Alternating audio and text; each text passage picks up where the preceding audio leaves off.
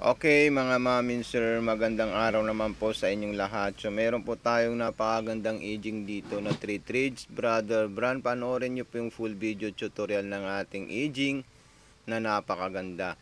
Okay, tatlong sinulid po yan at napakamura lang po mga mamin sir dahil 8,500 pesos, free shipping na po siya at meron po tayong 1 year warranty, free repair pag nasira po yung ating aging at saka yung mga sewing machine.